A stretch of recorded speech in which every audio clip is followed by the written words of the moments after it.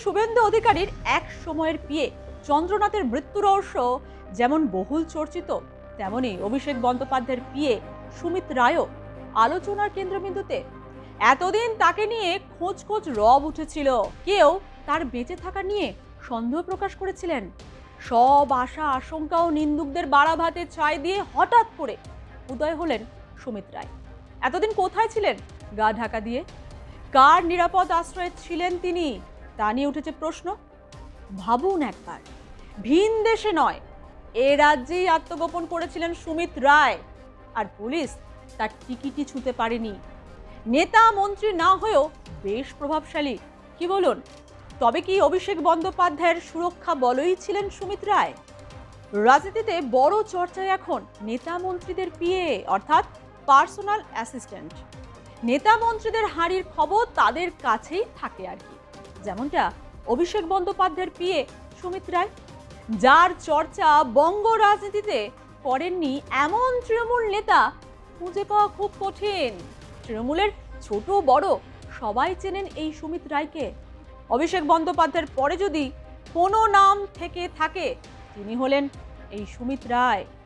দলের হারের পর যার বিরুদ্ধে একযোগে সরব হয়েছিলেন বিধায়ক থেকে সাংসদরা, শোনা যায় ক্ষমতায় থাকাকালীন পুলিশ প্রশাসনও সমঝে চলতো এই সুমিত বাবুকে।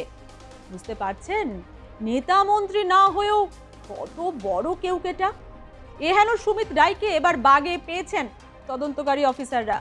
তার মাথার ওপর ঝুলছে একাধিক মামলা। কি নেই সেই তালিকায়?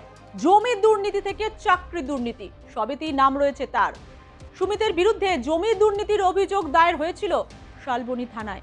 সেই মামলাতেই তাকে খুঁজতে অভিষেকের কালীঘাটের বাড়িতে পৌঁছে গিয়েছিল পুলিশ। মাঝরাতে অভিষেক বন্দ্যোপাধ্যায়ের বাড়ির তালা ভেঙে সুমিতের খোঁজে তল্লাশি চালানো হয়েছিল। তবুও তৃণমূল সাংসদের আত্মসহায়কের খোঁজ মেলেনি। আগাম রক্ষা কবচ চেয়ে সুমিত আদালতের দ্বারস্থ হয়েছিলেন। চাকরি দুর্নীতির একটি মামলায় কলকাতা হাইকোর্ট তাকে সাময়িক স্বস্তি দিয়েছে। তদন্তে সহযোগিতার শর্তে এই মামলায় রক্ষা কবচ পান সুমিত। শীর্ষ আদালতের নির্দেশ অনুযায়ী পরবর্তী শুনানির দিন পর্যন্ত সুমিত রায়কে গ্রেপ্তার করা যাবে না। আপনার পুজো পৌঁছে যাক বিশ্বের দরবারে। প্রতি বছরের মতো এবারও আর+ নিউজ নিয়ে এলো শারদাঞ্জলির সেরা সম্মান 2026। অংশ নিতে সকাল 10টা থেকে সন্ধে 6টার মধ্যে সরাসরি যোগাযোগ করুন আমাদের অফিসে অথবা কল করুন 9836323248 এই নম্বরে।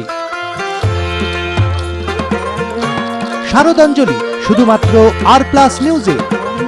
তবে তিনি তদন্তে সহযোগিতা করবেন। সকাল 10টা থেকে সন্ধে 6টা পর্যন্ত সুমিতকে জিজ্ঞাসাবাদ করতে পারবে তদন্তকারী সংস্থা। এরপরই শুক্রবার তার নিউ আলিপুরের বাড়িতে গিয়ে নোটিশ দিয়ে আসে রাজ্য পুলিশের গোয়েন্দা বিভাগ। সেই অনুসারে শনিবার সকাল 10টায় ভবানী ভবনে হাজিরা দেন সুমিত রায়। হাজিরা তো দিলেন সুমিত রায়, এবার কি তবে অভিষেক বন্দ্যোপাধ্যায়ের চাপ আরো বাড়তে চলেছে? বাংলায় একটা প্রবাদ আছে না, কান টানলে মাথা আসে। बचने की चांसेस तो ज़्यादा नहीं है, क्योंकि इतने सारे इनके खिलाफ एक के बाद एक आरोप आ रहे हैं, लोग इतने ज़्यादा कंप्लेन कर रहे हैं कि तो इनको तो कानून के सामने जाना पड़ेगा और उन्होंने जो पाप किए हैं उन पापों का प्रायश्चित भी करना पड़ेगा। मतलब क्या लगता है इतना दिन छुपे रहने का क्या कारण है? अभिषेक बंदोपाध्याय का कोई राज उनके पास रह चुका है? नहीं, पूरा राज ही उनके पास है। अभिषेक बनर्जी की सारे राज उनके पास ही है और वही चलाता था। যাকে নিয়ে এত চর্চা সেই সুমিত রায়কে ভালো করে দেখুন। এতটুকুও ভয় ভীতি নেই তার চোখে মুখে। অন্তদন্ত হয়ে ভবানী ভবনে ঢুকে গেলেন। পুলিশ অফিসাররা তার পিছনে আঙুল তুলে ইনস্ট্রাকশনও দিতে দেখা গেল তাকে। একজন আত্মসহায়কের এত হম্বিতম্বি কিভাবে? পুলিশ থেকে ঠিকাদার সবাইকে হুমকি ধমকি দিয়ে রাখতো এই সুমিত রায়, এমনটাই অভিযোগ উঠেছে। টুলু মণ্ডলকে মনে আছে তো? অভিযোগ উঠেছিল এই টুলু মণ্ডলের বিরুদ্ধে এক ঠিকাদার মুখ খোলায় তাকে ডেকে চমকেছিলেন এই সুমিত। টুলুর বিরুদ্ধে মামলা তুলে নিতে বলা হয় ওই ঠিকাদারকে। তার মানে টুলু মণ্ডলের বারবারন্ত নিয়ে বেশ অবগত ছিলেন এই সুমিত রায়। তবে কি সত্যি ব্যবসায়িক লেনদেন ছিল পাথর খাদান সম্রাটের সঙ্গে? সুমিত রায় অন্তর্ধান রহস্যের মানে জবনিকা পতন হলো। উনি হাজিরা দিয়েছেন। স্বাভাবিকভাবে যারা তদন্তকারী সংস্থা আছেন, এটা এখন up to them it's now between Sumit Roy and the investigating agencies. আমরা বাংলার মানুষ অপেক্ষা করব যে তদন্তে কি উঠে আসে, কতটা তদন্তকারী সংস্থা আমাদের জানাবেন সেটা আমরা অপেক্ষা করব।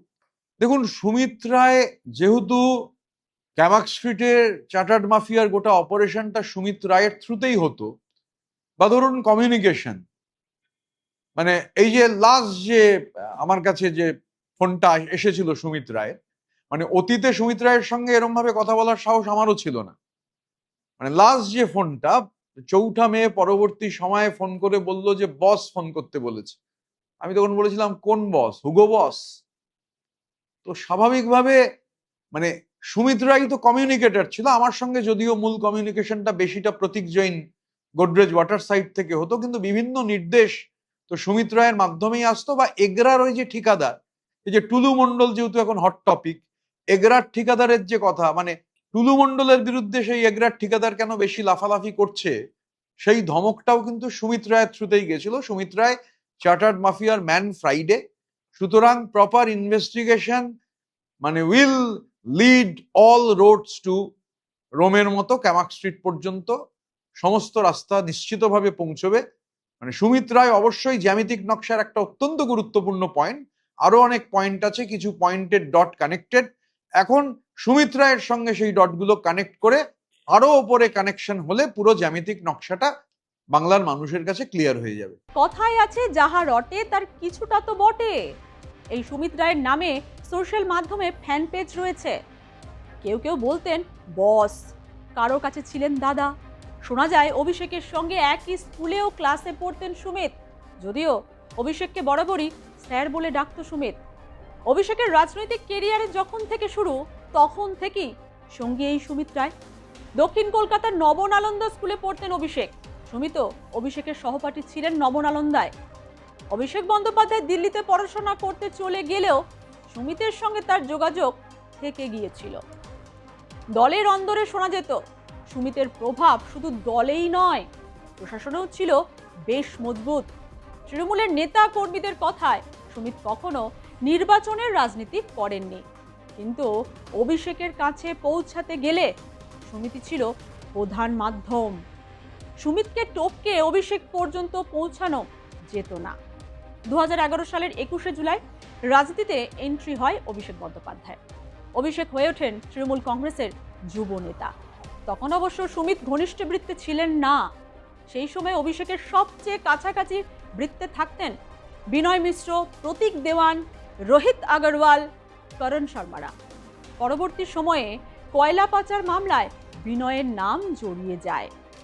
বিনয় সরে যান, বাকিরাও অভিষেকের সঙ্গে দূরত্ব বজায় রাখতে শুরু করে। তখনই সুমিতের এন্ট্রি। অভিষেকের সংসদীয় এলাকা ডায়মন্ড হারবারে তৃণমূল কংগ্রেসের সংগঠন চালাতো মূলত এই সুমিতই। স্থানীয় নেতাদের দাবি, রাজনৈতিক হোক বা প্রশাসনিক, সুমিতের মাধ্যমেই কাজ হতো। সুমিতই ছিলেন এলাকার বেতাজ বাদশা। শালবনী ও মেদিনীপুর ব্লকের প্রায় 300 একর সরকারি জমি জালিয়াতি করে বিক্রি করা হচ্ছিল বলে অভিযোগ ওঠে। প্রতারণার অভিযোগে গ্রেপ্তার করা হয় মেদিনীপুরের প্রাক্তন তৃণমূল বিধায়ক সুজয় হাজরাকে। অভিযোগ, এই সরকারি জমির চরিত্র বদলে প্লট করে লাখ লাখ টাকায় বিক্রি করা হচ্ছিল। জমির চারপাশে তোলা হয় পাঁচিল। কি রে, তোর বেশ র্যাশ হয়েছে দেখছি। হ্যাঁ রে, কি করবো বলতো, র্যাশগুলো কিছুতেই কমছে না। অনেক কিছু ইউজ করলাম তবুও কমছে না। তুই এম্বার গৌরীদেবী হসপিটালসে দেখাতে পারিস, ওখানে ভালো এক্সপিরিয়েন্স ডার্মাটোলজিস্ট আছে। গৌরী দেবী হসপিটাল, রাজবাঁধ, দুর্গাপুর। যোগাযোগ 8001003333, 8001113333। পশ্চিম মেদিনীপুরের শালবনীতে এই জমি জালিয়াতি ও প্রতারণা মামলায় গত 6 জুন গ্রেপ্তার করা হয় সুজয় হাজরাকে। সুজয় কি জেরা করে উঠে আসে অভিষেক বন্দ্যোপাধ্যায়ের আত্মসহায়ক সুমিত রায়ের নাম। বিভিন্ন তথ্য থেকে জানা যায় সুজয় হাজরা ও সুমিত রায়ের মধ্যে কোটি কোটি টাকার আর্থিক লেনদেন হয়েছে। এরপরই খোঁজ পড়ে সুমিত রায়ের। 4 মে ভোটের রেজাল্ট প্রকাশের পর থেকে বেপাত্তা ছিলেন সুমিত রায়। এতদিন পর দেখা মিলল অভিষেক বন্দ্যোপাধ্যায়ের আত্মসহায়কে। এখন দেখার এই সুমিত রায় নিয়ে জল কত দূর গড়ায়। কি বলেন আপনারা? কি হতে চলেছে আগামী দিনের রাজনীতিতে? আমাদের কমেন্ট করে জানান।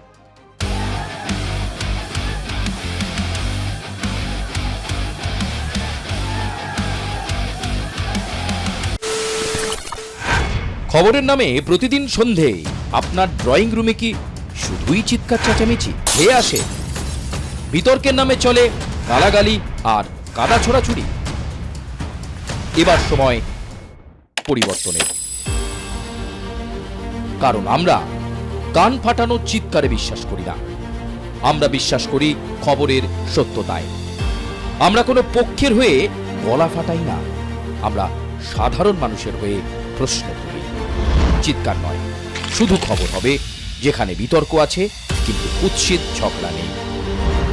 সঠিক তথ্য, বিশ্বস্ত খবর। নজর রাখুন আর প্লাস নিউজে।